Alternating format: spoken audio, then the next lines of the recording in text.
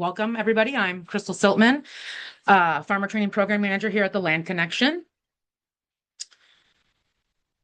Let me see here. Here we go.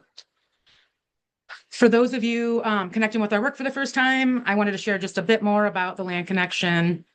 We provide farmers, landowners, food businesses, and eaters with the education and support they need to successfully participate in our local food system. The primary ways we do this are through trainings, field days, online resources, print materials, financial assistance, one-on-one consultations, networking opportunities, an annual conference, hosting a farmers market, and more. We are proud to now house the Idea Farm Network, a farmer-led community that shares innovative practices and supports peer-to-peer learning.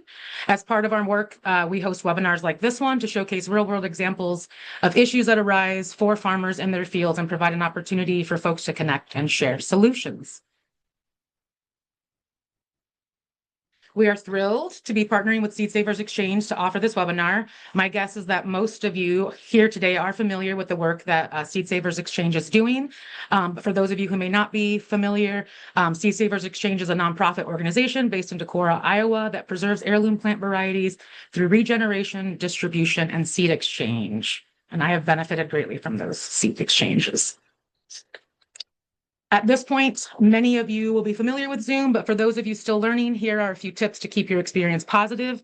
We ask that you stay on mute during the webinar unless you are actively speaking. Use your mute button to turn your microphone on and off. Note that this slide shows the computer desktop version, not the mobile version. We will also use the chat function to hold comments and questions during the presentation. I did want to share, Seed Savers Exchange does have a form that we will share here soon in the chat. And we'd ask folks to put their questions in that if you can, and then they will be answered. And when we get to the Q&A, we can see if your question was answered. But yeah, if you are experiencing issues, please feel free to chat me or Sarah Burton on the call here, and we can try to help. This session is being recorded. Everyone who registered will receive a link to the replay via email once it's been uploaded. So don't worry if you have to step away or would like to rewatch at a later date. I'd like to start by introducing the Seed Bank Manager at Seed Savers Exchange, who will be presenting information throughout this webinar. I will let Briana introduce herself and kick off our webinar. Thank you so much. I'm going to get my screen shared here.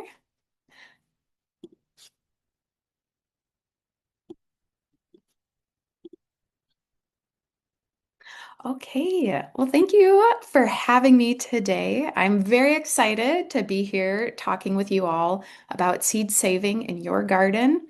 My name is Briana Smorstad, and I am the Seed Bank Manager at Seed Savers Exchange, a nonprofit organization in northeastern Iowa, and it is our mission to steward America's culturally diverse and endangered garden and food crop legacy for present and future generations. We educate and connect people through collecting, regenerating, and sharing open pollinated seeds, plants, and stories, which is a huge mission.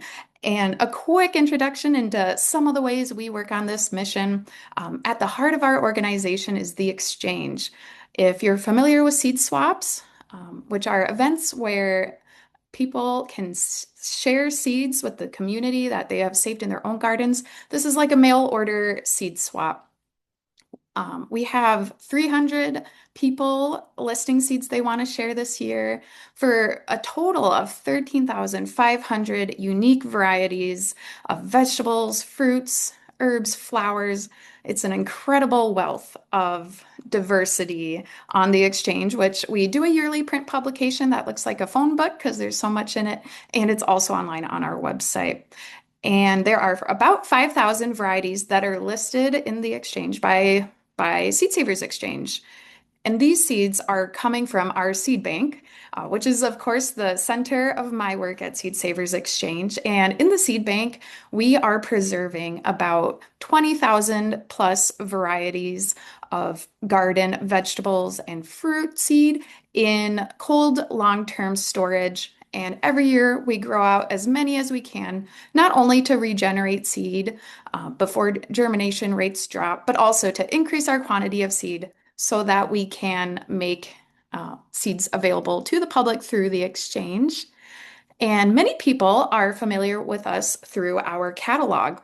Our catalog has over 600 varieties of open pollinated varieties available for sale, and we'll talk more about what open pollinated means later. Aside from being a great way to get seeds into people's hands, the proceeds from our catalog helps financially support our preservation work of facilitating the exchange and running the seed bank. And there's so much more. We have educational events and resources to help empower people to save seeds in their garden. And we're on a farm of almost 900 acres that's open to the public. We have two orchards where we're preserving apple varieties. We have trout streams, hiking trails, display gardens, ancient white park cattle. I highly recommend visiting if you ever get the chance. And of course, we have some amazing online offerings. Coming up soon is a virtual apple grafting workshop. If you've ever been curious about learning more about that, registration is closing soon. And then, much in line with our presentation today, this fall, we'll have virtual seed school. So, highly recommend checking those out. All right, we've got a lot of stuff to get through today, a lot of great stuff. So let's just get into it. But before we get to the basics and practical how-tos of seed saving, there's two questions first we want to think about, which is why save seeds? Why might you be interested in saving seeds in your garden? Why is it important? And also, what plants can you save seeds from? And then once we get through those two questions, we will get on to practical seed saving basics. Things we'll cover are isolation distance, and we'll talk more about what all that means, spacing and timing, seed harvest maturity, seed processing, and storage. And this will just kind of be like a lightning introduction to all of this, but we'll leave you with resources so that you know what concepts to think about and what you might need to look into more to be successful with saving seeds in your garden. So, why save seeds? This is an important question to think about. And a lot of reasons that you might be interested in saving seeds are beautifully illustrated in actually the story of how Seed Savers Exchange was founded. So, Seed Savers Exchange was co-founded by Diane Ott Whaley and Kent Whaley. This picture here is of Diane, and when she was a little girl, she grew up in northeastern Iowa, and she would spend a lot of time at her grandparents' farm. And she had lots of fond memories of a patch where her grandparents, where you can see them pictured there, were growing these beautiful flowers called morning glories, which you can see a picture of the flower there. And the vines in the picture are the morning glories. And she has wonderful memories with her grandpa of harvesting seeds in the fall before she'd go back to school. And in the spring, they would sow them together. And so this was a flower with a special place in her heart because of the connection with her grandfather. And as she grew up, she got married to Seed Saver's other co-founder and her husband at the time, Kent, and they were starting their life. They're moving to a house together, and Diane wanted to get some of these morning glory seeds so that they could grow them at their house. And so she went to her grandfather and got some of these morning glory seeds from him, as well as some German pink tomatoes. And you can see this is Diane's father, not her grandfather, here holding those German pink tomatoes, as well as the morning glories behind him. And sadly, after Diane and Kent, not long after they received these seeds from her grandfather, he ended up passing away. But thankfully, when he gave them the seeds, he told them about how these seeds have been passed down in their family since before her ancestors had immigrated to the United States from Bavaria. And so these seeds had a special new meaning to Diane and Kent. Because they might be the only people growing them. Maybe some of Diane's distant family in Bavaria were still growing them, but otherwise, with her grandfather passing, it was possible they were the only people growing these seeds.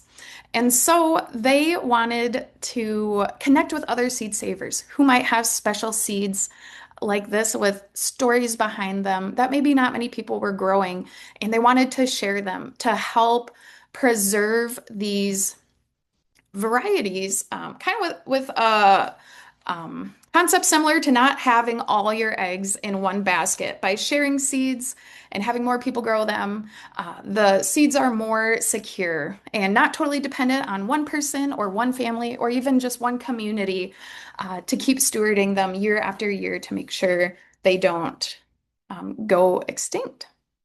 So, in this story, there are a few reasons highlighted about why you might be interested in saving seeds in your garden. And the first of which is saving money and self-sufficiency. So, while Diane did not learn about the history of these seeds until she was an adult and asked her grandpa for seeds, she always knew that her grandparents saved seeds because they grew up in the Depression era. And she knew that they were used to being self-reliant and as thrifty as possible. So, of course, saving your own seeds and not having to rebuy every year is a way to save some money. Seed packets typically range about $2 to $5. And so, if you're saving seeds from multiple varieties, that can add up throughout the years. And of course, it comes with a less tangible benefit of just the satisfaction that comes with being more self-sufficient and self-reliant. And a very real and important benefit is just you being another person with the practical knowledge of seed saving. So, people began saving seeds for agricultural purposes over 10,000 years ago, and the ability to grow food every year from annual, which means the plant the plant's life cycle happens in a year. Seed producing crops has been fundamental to human civilization.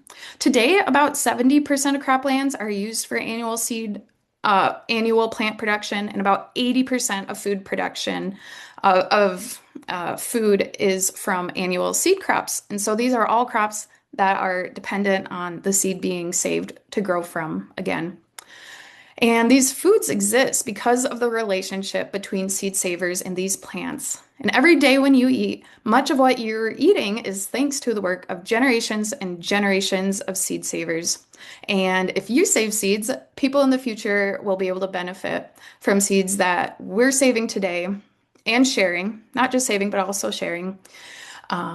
So, every person who learns to save and share seeds contributes to this tapestry of the human seed connection that will impact not just what we're eating today, but also in the future.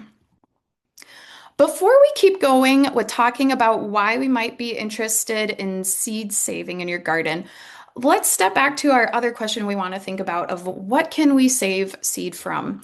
So I mentioned earlier that we work with open pollinated seeds at Seed Savers Exchange. And this just means that this variety is genetically stable, and the seeds that you harvest from it, as long as it does not get pollinated by another variety, will be true to type and resemble the parent. You probably also hear about heirlooms. An example of an heirloom is the German pink tomato in Diane's family. And an heirloom is always open pollinated. And this just means that it comes with a story of stewardship and being handed down.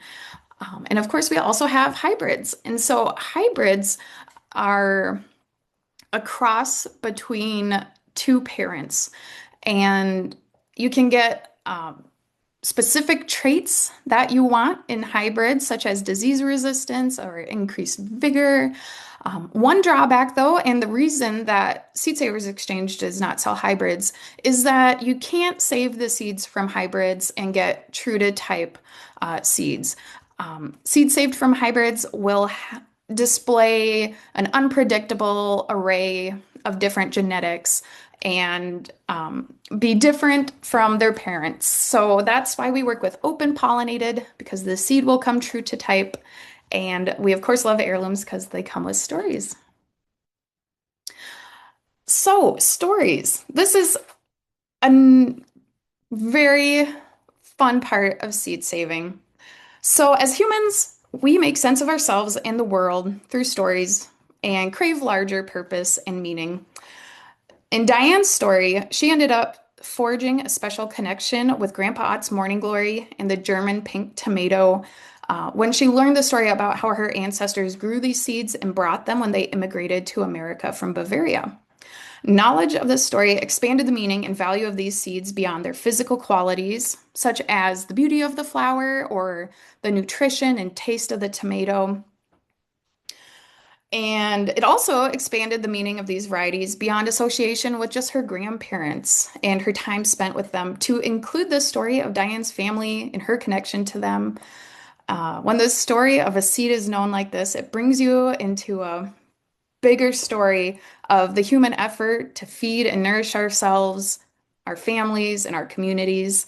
And not only are you being connected to the past when you save and share seeds in their stories, but you're helping to write this story for the future as well. And after looking at pictures of Bavaria, I'm like, oh my gosh, I want to go there. It looks so beautiful. But many, probably most, definitely many people do not have family heirloom seeds. I know I don't.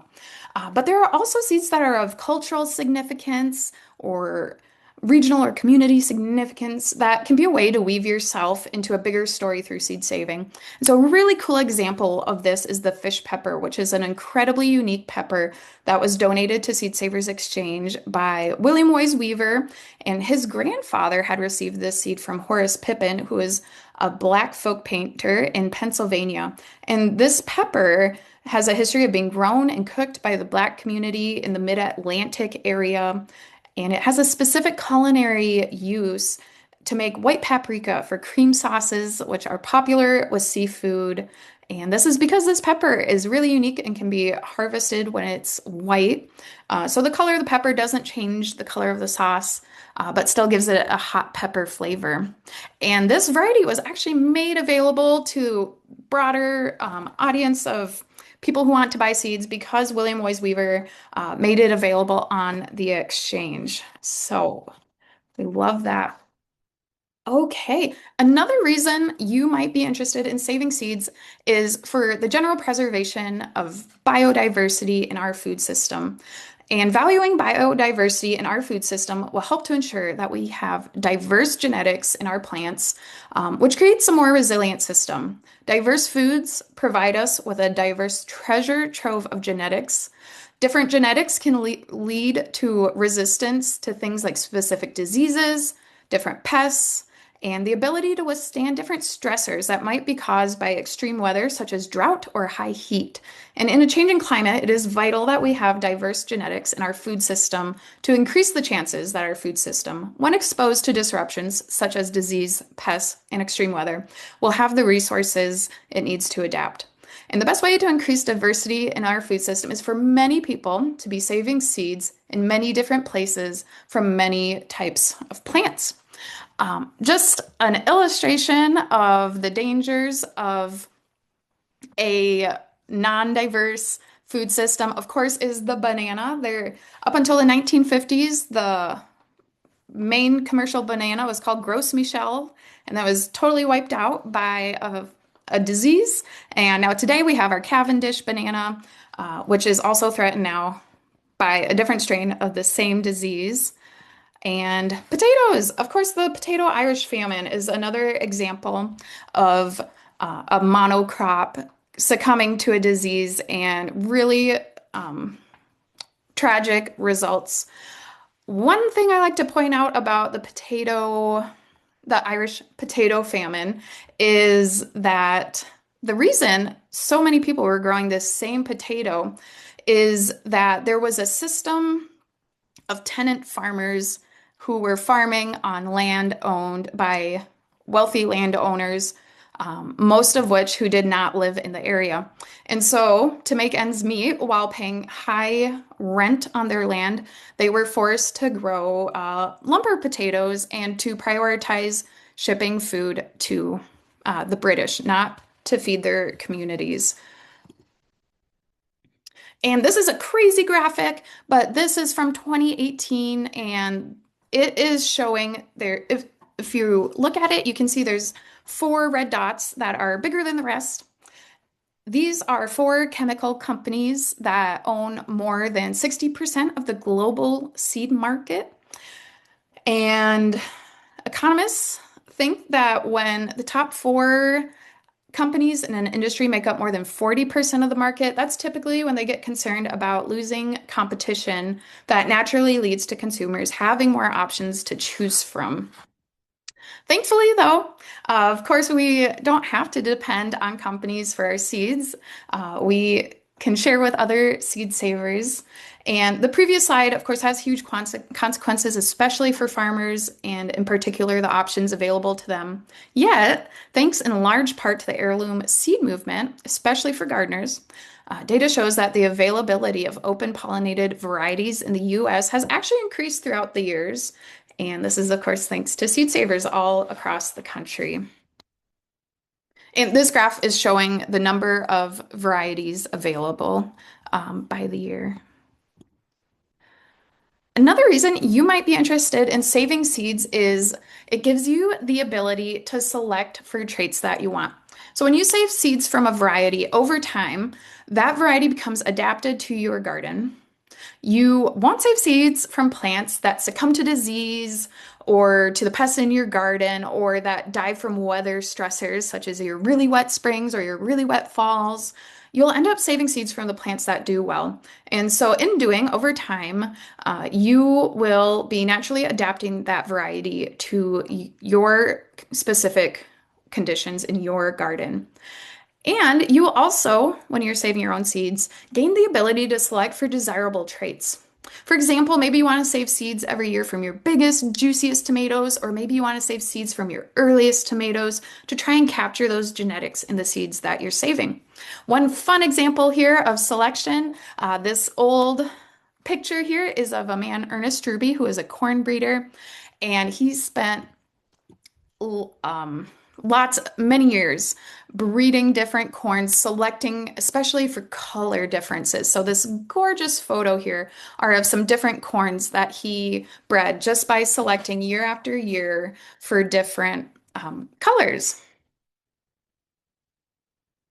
Okay, and another just example of the power of the seed human connection is the story of corn. On the left-hand side is the wild relative of corn, Teosinte, and as you can see, the kernels are small, there's not too many, but generations and generations of seed savers in Mesoamerica selected for larger, more kernels, more nutritious kernels to better feed their themselves, their families, their community, and now we have modern day corn. It's honestly magical. And another example of the generations and generations of seed saving work are the Brassica oleracea. So cabbage, Brussels sprout, kohlrabi, kale, broccoli, cauliflower, and collards are all the same plant, but generations and generations of seed savers have selected for different traits. For example, cabbage, they were selecting for the largest terminal bud over and over again until they took this wispy looking plant you see on the top and created cabbage. And the same with all these other vegetables that are so delicious and so nutritious. All right. So, why might you want to save seeds? Seeds can be a powerful vessel of story and connection. You can save money, be a little more self-reliant. You can contribute to a more resilient food system. And within your own garden, you will have more control over selection of traits that you want in adaptation and adapting seeds to your garden. All right, let's get into seed saving basics. We're going to go over knowing your crop type, isolation, spacing and timing, seed harvest maturity, seed processing, and storage. This is a lot to pack in. I'm running a little behind schedule, but we're gonna do it. So the first thing is to know your crop type. What plants are you saving seeds from? What is its species? If you bought the seed, it should say this on the seed packet. And if you're receiving seed from someone, hopefully they're able to give you that information. One example of why this is important is I took the example of beans. There are many things that we call beans. but they're not all the same species. So when we talk about common beans, we're talking about Phaseolus vulgaris, but there's also lima beans, runner beans, African peas, fava beans, adzuki beans, tepary beans, that are all different species. And so we're going to talk about isolation distances soon, and this is when species will really come in. But we want to start by knowing the species of the plants we're saving seeds from. And we also want to know the life cycle of the plant that we are working with. So many garden fruits and vegetables are annuals, which means it will complete its life cycle in a year. But some are biennial, which means it takes the plant 2 years to produce seed and complete its life cycle. And just some examples of biennials are leeks, onions, celery, beets and Swiss chard, the Brassica oleracea we talked about, carrots. So this group, biennials, are a little more tricky for seed saving, and we're not going to get into them too much today. So the first thing we're going to talk about is isolation distance and pollination. Isolation distance is when we're thinking about if we're growing two varieties or more of the same crop type. So, for example, if I have a tiger's eye bean and my provider bean. These are two different varieties of the same crop type. So in theory, they can cross-pollinate each other because they're the same species, but since they're different varieties, if that happens, my seed is going to be a mixture of both of those. It won't come true to type. And what we want is true to type seed, usually, so that we can know what to expect and have plants that are similar to the parent. So, to know how far we need to isolate our varieties of the same crop type, we need to know how these plants are pollinated. So, the three things we're going to look at are if they self-pollinate, if they're insect pollinated, or if they're wind pollinated. And so here are just some examples. We got tomato flowers. They are generally self-pollinated. We got a squash flower up top. They're generally insect pollinated. And we have corn there, which is generally wind pollinated. So let's start by looking at our self-pollinated varieties. These are varieties where by the time the flower opens up, chances are it has already pollinated itself. It has the pollen, it receives the pollen, it just pollinates itself. Although there are cases where insect pollination is possible, it's just unlikely. And because these flowers are just pollinating themselves and we don't have to worry so much about pollinators moving pollen between varieties, we recommend an isolation distance of about 10 feet, maybe more like 50 feet if there's not much going on in the area to distract pollinators. But this is a pretty great group of variety of crop types if you're new to seed saving, just because that isolation distance makes it easier to not worry so much about cross-pollination in your garden if you want to grow more than one variety. So we have, of course, our common beans, tomatoes, peas, lettuce. Those are some really popular ones. And as long as you have your green zebra tomato and your German pink tomato separated by 10 feet, you can feel pretty good that you will get true to type seed from both of them. Our next category are plants that are insect pollinated. And for insect pollinated varieties, we recommend at least 800 feet. But if you don't have much going on in the landscape, like other flowers to draw in pollinators, we recommend increasing that distance. And some crop types that are in this category are things like leeks and onions. We got our Brassica oleracea, carrots. So these are a little trickier if you're wanting to save seed from more than one variety because 800 feet is quite a distance. And there are some ways around that we're not going to get into today, such as isolation by containment or hand pollinating, or isolation by time. But just know if you're wanting to save seed from any of these crop types, you're going to have to think about a large isolation distance of ideally at least 800 feet. Cucurbits also fall into this category. So watermelon, squash, cucumber, melon, same thing. You're going to want about 800 feet at least. And for wind pollinated crop types, which include corn, spinach, Swiss chard, beets, and orache, we're going to be looking at also about 800 feet with some nuances. In Iowa, we have so much corn that we always hand pollinate our corn just because there's so much pollen in the air that we can't be sure that isolation is adequate. So, but generally, if you're not in an area where there's large production of these crop types, 800 feet will be good for wind pollinated crop types to prevent cross pollination. So, when you're deciding what to save seed from, learn how it is pollinated so that you can plan accordingly for isolation distance so that you can get true to type seed that does not get cross pollinated by another variety. All right, let's talk about some spacing and timing considerations. So, there are some crop types where you will harvest seed when you're harvesting to eat, which is really nice and easy. An example is dry beans. When you're harvesting dry beans for eating, you're also harvesting them for seed, or a lot of our fleshy fruited seed crops, such as tomatoes, watermelon, squash.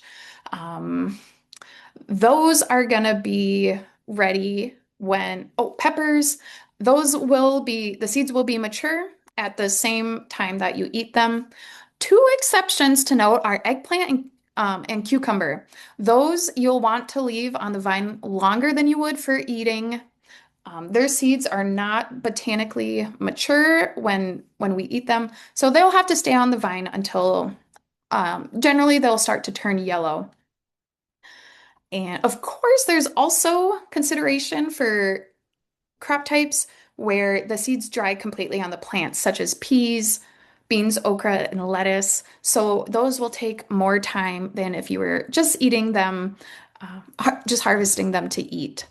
So you might also need more space for things like root crops, such as radishes to go to seed. The picture next to the radishes there is a radish plant going to seed, and you can see that's going to need a lot more space than just those nice little delicious looking radishes.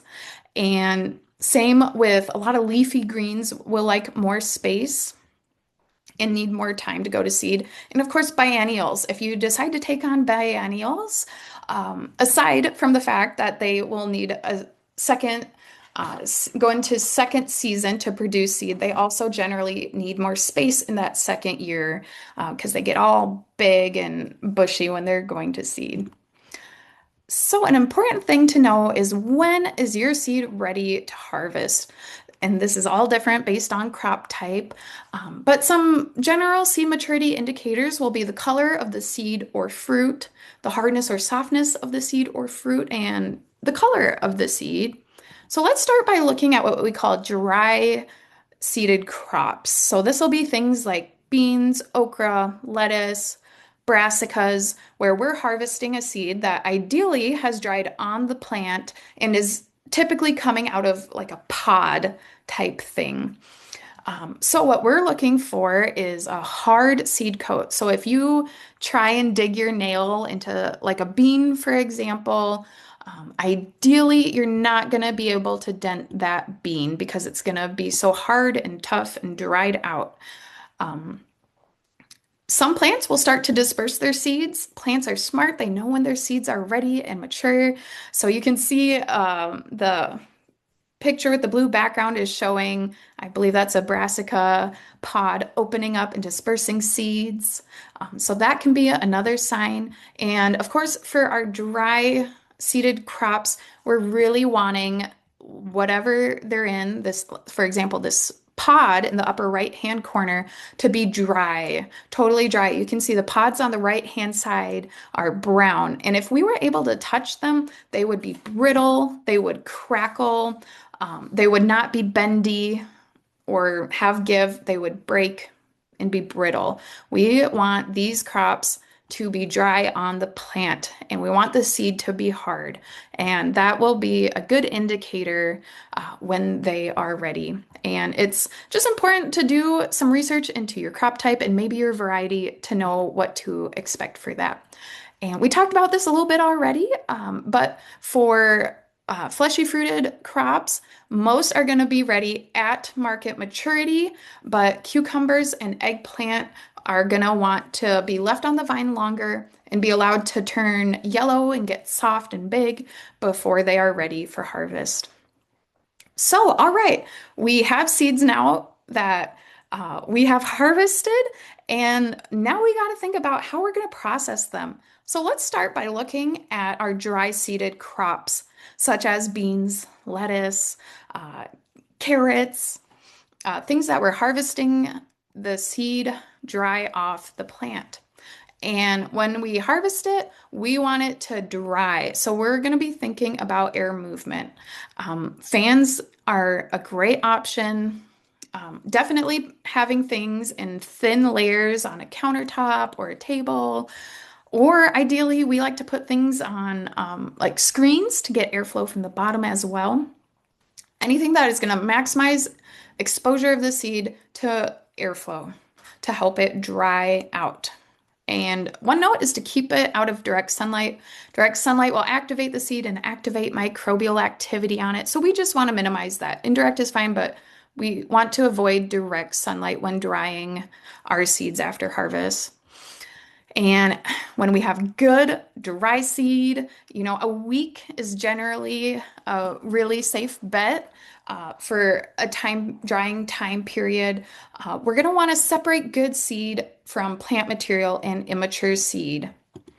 And so threshing is where we're going to start. And this is just manually separating plant material from the seeds. For many backyard seed savers, this is just going to be either opening up bean pods or crushing something between your hands just to get the seeds dislodged from whatever plant part they are attached to. And this is a place to get creative. And just something to note is that screens can be very helpful in separating your seed from chaff or undesired plant material. You can either get screens that are big enough to let your seeds through while keeping larger chaff on top, or the opposite, small enough to keep your seeds on top, but to let small chaff through. And winnowing is an important step as well. Depending on the quantity of seed you're working with, this is a great way to use airflow to blow light plant chaff off, as well as light immature seeds, while your good mature seeds are going to be heavy. They will resist the airflow and fall into whatever container you're catching them in, while the undesired stuff, the plant material and immature seeds, will be blown away. There's lots of great information online about winnowing that you can look into. And so, wet processing. This is for our seeds that we are harvesting from wet fruits, such as tomatoes, watermelon, cucumbers, all of those guys. And our 4 steps are extraction. For tomatoes and cucumbers, we do recommend fermentation. And then, regardless of if we fermented our seed or not, the next step is decanting and rinsing. And then, of course, after that, drying wet seed is extremely important.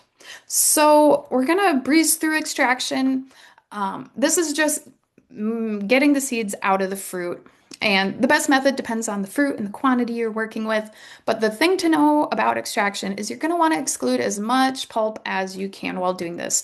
Anything that comes out with the seeds will have to be cleaned out later. So the less going in initially, the better. So if we're working with tomatoes and cucumbers, we are going to want to ferment the seed, which I think this can seem intimidating, but it's really not too difficult. And we're kind of going to gloss over it today, but we have amazing videos on our website about how to ferment tomato and cucumber seed.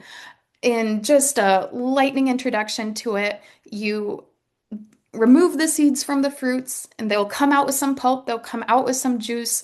You leave them, the seeds in their juice, in an open container for 1 to 3 days, and it will ferment during that time. Room temperature is typically good for that.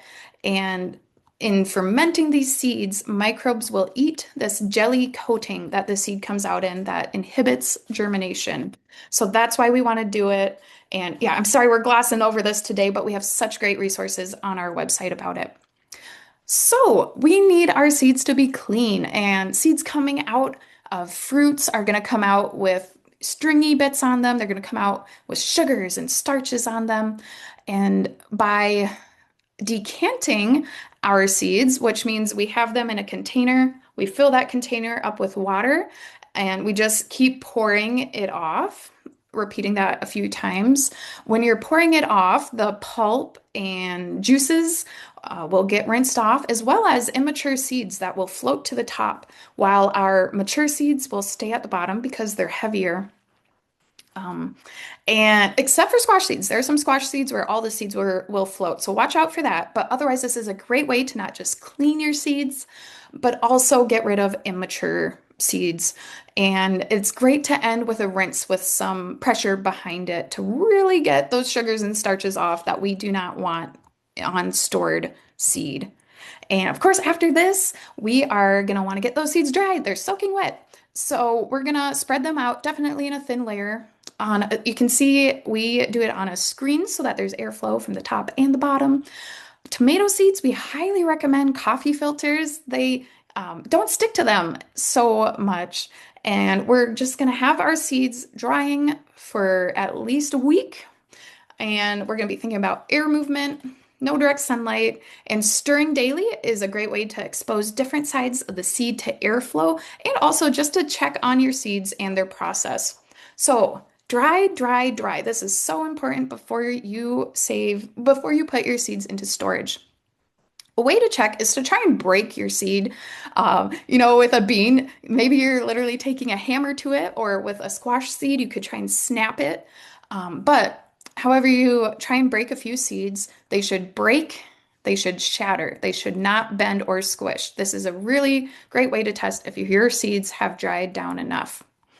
And we're going to want to put them into low humidity storage. If you live in a temperate climate, that is generally not going to be an issue, especially if it's like inside your house or a climate controlled space. And moisture impervious containers are fantastic, such as glass or plastic containers, or think even a Ziploc bag. And here is just an illustration of some seeds that were dry and some that were too wet when they were given the break test. So you can see the bean in the front is shattered, whereas the bean in the back is too wet and it is smushy.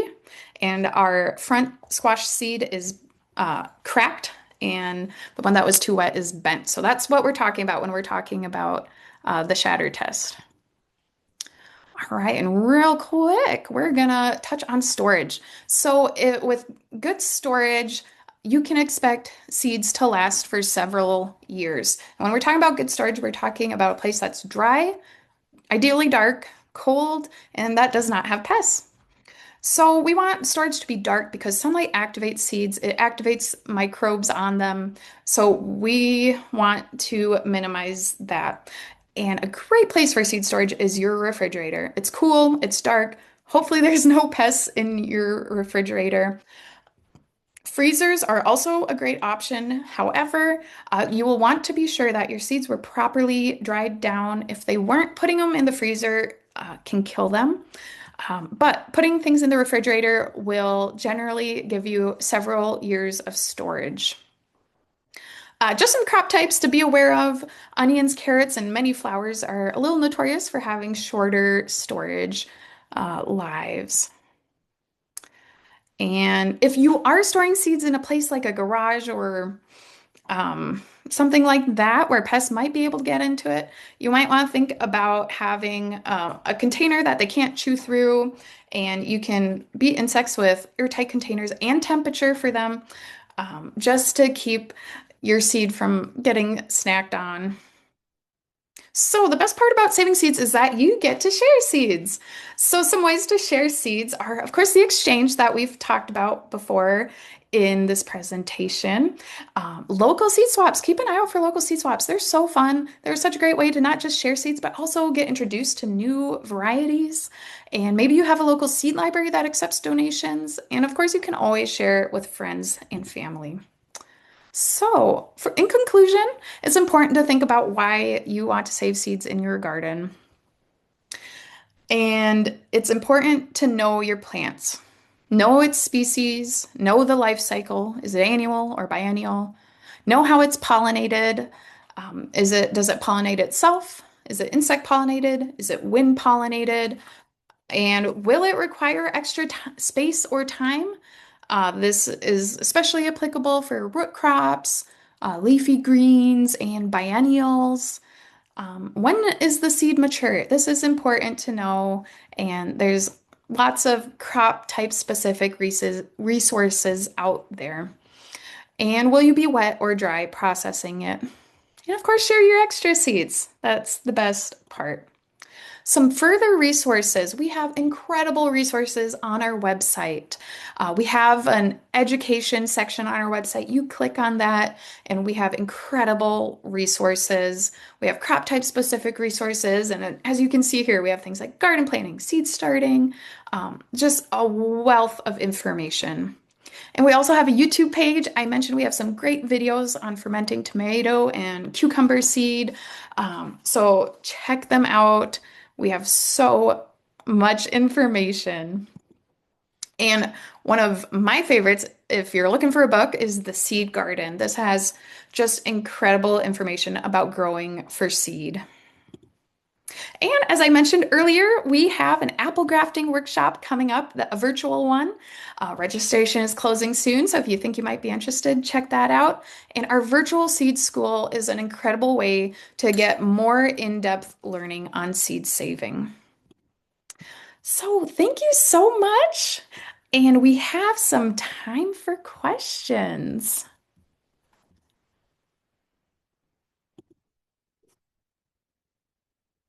We do not currently have any in the chat. I'm not sure if we have any on the Google Doc yet.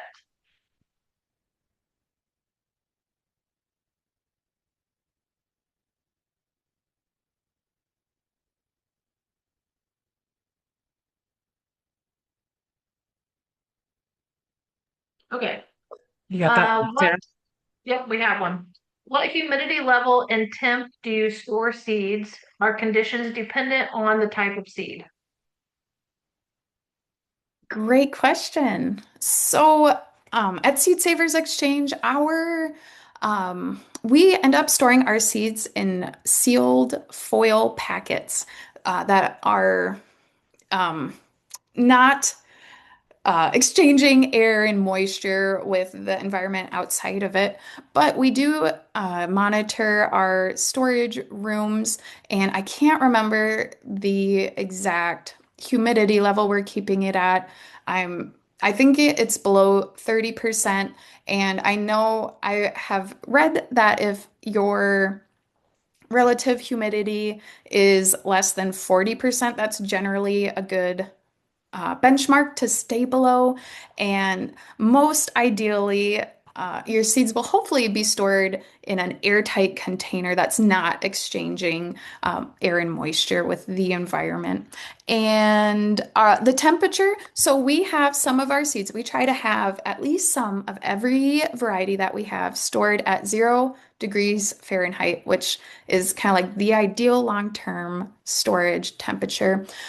But we also keep seeds at basically refrigeration temperature, in the 40s, and that also is a great shelf life extender for seeds. We have seeds that are 40 years old that have been stored in those conditions that are still germinating well. One thing to note is that one huge factor to the how long your seeds will last in storage is just that they get dried down properly before storage.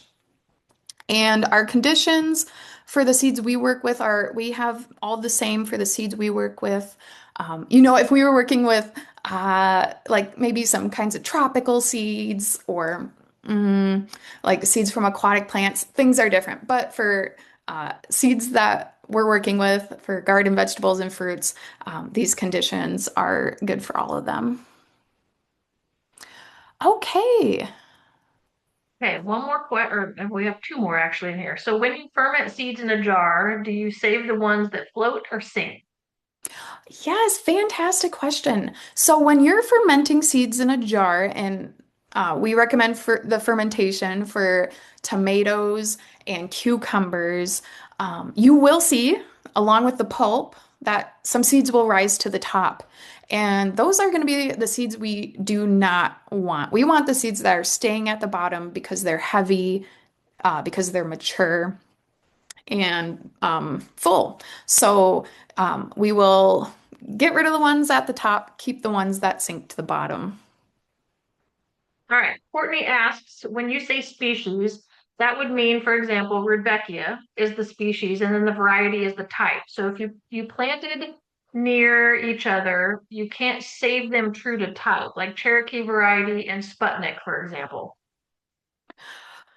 Right. So generally, oh, sorry, I'm reading the question. Yeah. So for example, if you have your Cherokee Trail of Tears bean and you also have a tiger's eye bean. These are both common beans, scientific name Phaseolus vulgaris. There is a possibility for cross-pollination because they are the same species. But if you have a different species nearby, such as a lima bean, those will not cross-pollinate because they are not the same species. So yes, that's why it's important to know species, because then you know what you have to isolate it from to help prevent cross-pollination. Okay. Desmond asks, how long should the maximum days of fermentation be for fruits, or it's the same for all seeds? So I think what he's asking there is, yeah, maximum fermentation days, and then is it the same for fruits? And then what about other seeds? I think Desmond's what you're asking. Yeah, so at Seed Savers Exchange, we really only work with fermenting tomato and cucumber seeds. Sometimes we do a really short fermentation of like squash and watermelon just to help dislodge the stringy, fleshy bits from the seed. Um, and generally, 1 or 2 days is going to be adequate, and maybe 3 days if your temperatures are lower. That's what's going to affect the time is your temperature. The warmer the temperature, it'll be quicker. Cooler temperature is going to be longer. But I can't really speak to anything besides the tomatoes and cucumbers. So yeah, I'm not sure about other fruits and fermenting. Okay. Lillian asks, how do you prevent disease likely to be carried by the seed? This is a fantastic question. And one of the best ways is to just harvest seed from plants that are not diseased. That is kind of the number one thing there is if you are seeing disease in your plants, if at all possible, to not save seeds from those plants. And so many of the ways to prevent disease being carried by seed is going to be the things you would do to prevent disease in your plants in the first place, such as making sure there's proper airflow between plants. Yeah, great question. Okay, Helga asks, does Seed Savers Exchange save Native American seeds or medicinal herbs? Yeah, yeah. So I work in the seed bank where we have 20,000 plus varieties of seeds that we're saving. And we do have some seeds of that we either know are of indigenous connect origin and connection, or that we suspect are of native or indigenous origin and connection. And at this time, we have been what we have been hearing from our Indigenous partners is that the best way for us to steward these seeds is to not make them available in our exchange, but to just directly connect with Indigenous communities and share those seeds that way. So, yeah, we do have some Indigenous seeds in our seed bank.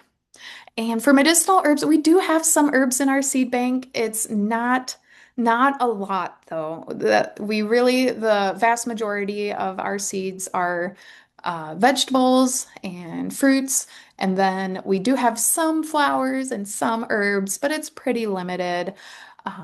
Yeah, the crop type that we have the most varieties of are tomatoes, um, followed by beans, followed by peppers, and then squash. So unfortunately, not many herbs, but we do have some. What's your opinion about seed library storage in coin envelopes? Okay for only 1 year? Yeah. Generally, that is going to be fine for a year. Yep. Yeah, and also, r room temperature is generally going to be fine for seed that you're growing from the next year. And yeah, coin envelopes would not be ideal for long-term storage just because there is air and moisture that can pass through that. But yeah, if you're planning on growing it the next year, that should be just fine. And then Elizabeth asks, are there any major differences in the saving process with ornamental flowers? Oh, fantastic question. Yeah, we didn't get to talk much about ornamental flowers today. There is not a major difference. Most flowers are gonna, or many flowers will fall into the category of being dry seeded, where you're gonna let the seed dry on the plant before you harvest it. So the only thing is thinking about isolation distances and whatnot. And that can be different based on the species of flower you're working with. But otherwise, yeah, it's very similar to what we've been talking about today, especially mostly as dry seeded crops. Yeah. Okay, that's all I have in the chat. I don't know if Melody has anything else in the Google form. She says no more questions. I'm going to drop a survey link really quickly. I would really appreciate it if you guys could give us some feedback. Obviously, if you have any other questions, please, we have a few more minutes. You can feel free to share them now. But otherwise, yes, if you wouldn't mind taking a couple of minutes to complete our survey, just so you can inform our future programming, we would really appreciate it. And really, once again, just thank you kindly to Seed Savers Exchange, Briana and Melody for collaborating with us on this event. I know I learned something. Oh, we got another question here. Oh, yes. What type of envelopes for long-term storage? Anything for long-term storage, ideally, we're going to want something that is airtight. That could be glass, that could be a plastic container, it could be a thick Ziploc bag. At Seed Savers Exchange, we use foil packets that are heat sealed, so that's not as accessible to the general public. But yeah, you want to think about something that is airtight, such as Ziploc bags, plastic, glass containers. Mhm.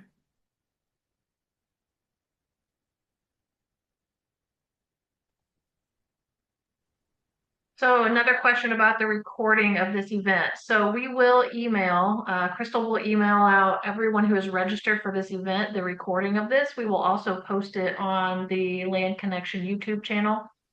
Crystal, what's the timing of that? Usually a couple weeks. A couple weeks, yeah, and it will be on the Idea Farm Network YouTube as well. It'll likely be on the Land Connection one, but definitely on the IFN YouTube. And again, that'll be shared post event. I'll also include some links. I know that we have if anybody's interested in the Seed Savers Exchange catalog, we can get that sent out. And yeah. Oh, I think that's a question maybe about our survey. Mhm. And then looks like another one real quick. Any resources for winter sowing? Oh, yeah. If you check out the education part of our website, we do have seed starting resources that will probably be helpful for you.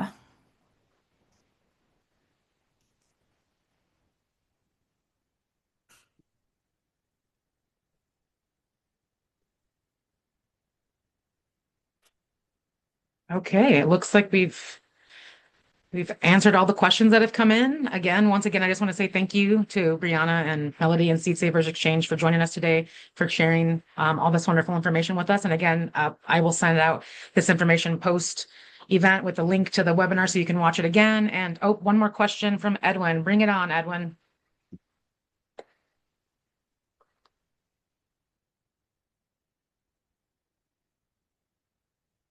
Is fermenting seeds always necessary?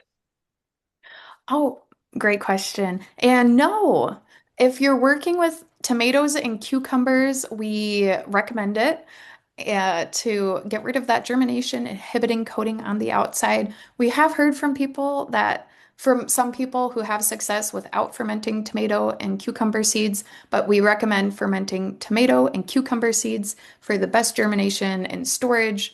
Um, but those are the only two crop types that we recommend the fermentation on.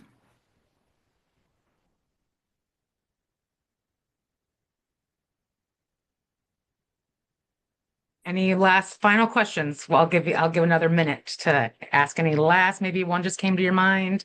Anybody, any takers?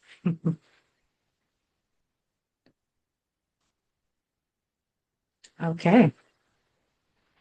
I will assume not. Once again, thank you all for joining us. Thank you to Seed Savers Exchange. Oh, let's see. I think this will be the last one here, so we don't keep saying goodbye, but let's see. Can you put coin envelope on plastic?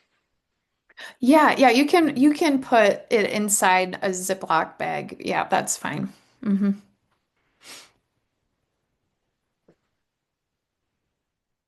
Yeah.